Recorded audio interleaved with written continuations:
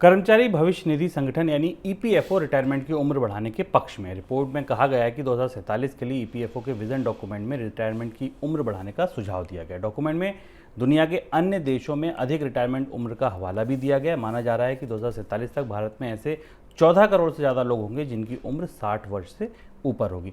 Sir, EPFO इस बात को लेकर दबाव क्यों बना रहा है कि रिटायरमेंट की उम्र बढ़ाई जाए? अच्छा, ये आज के लिए हमारे दृष्टि से और भारत की पूरे रोजगार बाजार, भारत के बुजुर्ग आबादी की पेंशन बाजार, इससे जुड़ी सबसे महत्वपूर्ण घटनाक्रम और बदलाव है। हम लगातार पिछले सालों में शुभम अलग अलग संदर्भों में भारत में रिटायरमेंट की आयु बढ़ाने की चर्चाएं देखते रहे हैं, बार बार आती रही हैं और बार बार पीछे जाती रही हैं। उन चर्चाओं के मूल में एक ही बात रहती है कि क्या जितनी तेज़ी से भारत में एजिंग आ रही है या जितनी तेज़ी से लोग रिटायर हो रहे हैं या बुढ़े होंगे, उसके बाद उनके पेंशन का बोझ उठाया जा पाएगा कि नहीं।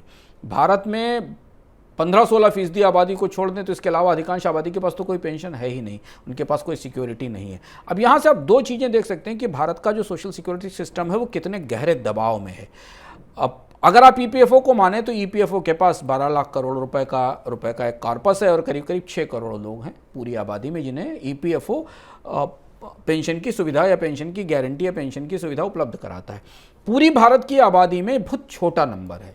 अगर आप अंतर्राष्ट्रीय स्तर से देखें तो हम भारत में आम लोगों को की सुरक्षा देने के स्थिति में सबसे पीछे खड़े हैं। मतलब अफ्रीका के कई देशों में ज़्यादा बड़ी आबादी को कुछ ना कुछ पेंशन की सुरक्षा मिलती है। यहाँ हम आपको रेफ़र करना चाहेंगे, अगर पेंशन के बारे में आप जानना चाहें तो हमने इकोनॉमिकम में एक बार विस्तार से भारत की पेंशन चुनौती पर चर्चा की थी और उसमें हमने संकेत दिया था कि सरकार इस दुविधा में फंसेगी और वो दुविधा हमारे सामने आ गई है।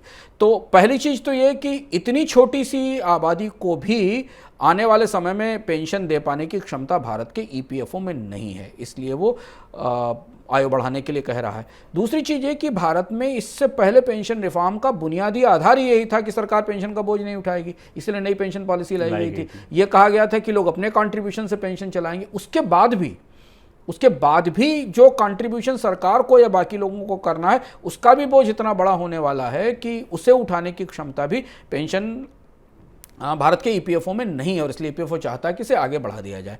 और एक और महत्वपूर्ण बात यह शुभम कि अभी भारत का पेंशन फंड बाजार तो विकसित ही नहीं हुआ, अभी तो तैयार ही नहीं हुआ। भारत ने पेंशन बाजार, पेंशन प्लान, पेंशन के स्ट्रक्चर में एक बहुत बड़ी आबादी उससे बाहर है, ये बात समझना ज़रूरी है। सरकार अगर रिटायरमेंट की एज नहीं बढ़ाएगी तो फिर ईपीएफओ को आने वाले समय में अपने कामकाज के तौर तरीके में बदलाव करना पड़ेगा, रिटर्न्स कम करने पड़ेंगे जो बचत पर पैसे, क्योंकि उसे और ज़्यादा कॉर्पस तैयार करना पड़ेगा आने वाली नए लोगों के लिए जिन्हें उसे रिटायरमेंट के बेनिफिट्स देने हैं, और जबकि वो रिटायरमेंट के बेनिफिट्स भारत में अभी बहुत शुरुआती स्टेज में है। सर, जॉब मार्केट पर इसका क्या असर होगा? अगर हम दूसरी तरह से पकड़ना चाहें कि अगर रिटायरमेंट की एज बढ़ेगी तो जो नए आने वाले लोग हैं, युवा हैं या जॉब मार्केट है, वो किस तरीके से तस्वीर बदलेगा? यही सबसे बड़ी दुविधा है सरकार के सामने।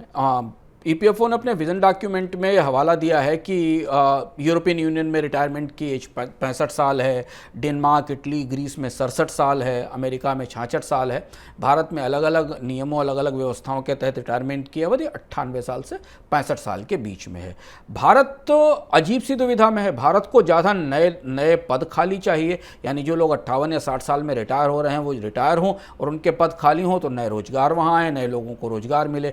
यदि सरकार ईपीएफओ की सिफारिश पर और पेंशन का दबाव कम करने के लिए भारत में रिटायरमेंट अवधि को हम औसत मान लें 60 साल, 98 से 65 के बीच में अगर 5 साल भी बढ़ाती है तो फिर उन युवाओं का क्या होगा जो रोजगार की लाइन में लगे हुए हैं, जिन्हें जॉब्स चाहिए, जिन्हें नौकरियां चाहिए। और हमें ध्यान रखना ज़रूरी है कि अगर सरकार ये अवधि बढ़ाएगी तो फिर प्राइवेट सेक्टर भी अपने यहाँ रिटायरमेंट की अवधि बढ़ाएगा, क्योंकि प्राइवेट सेक्टर भी ये कोशिश करेगा कि उसके यहाँ जो उपलब्ध वर्कफोर्स है वो और लंबे समय तक काम करती रहे। और यही वो दुविधा है जिस दुविधा में सरकार शायद इतनी आसानी से तय नहीं कर पाएगी कि उसे भारत में रिटायरमेंट की अवधि बढ़ानी चाहिए, नहीं बढ़ानी चाहिए। दोनों ही परिस्थितियों में रिटायरमेंट की अवधि बढ़ाए जाने से रोजगार बाजार पर काफ़ी नकारात्मक असर पड़ेगा, और अगर रिटायरमेंट की अवधि यही बनाए रखी गई तो भारत का जो सोशल सर्विस स्ट्रक्चर है जो ईपीएफओ चलाता है उसके लिए काम करने में कई सारी चुनौतियां आएंगी। और यहाँ हमें लगता है कि सरकार को बिल्कुल एक innovative social security net, safety net की तैयारी अब शुरू कर देनी चाहिए।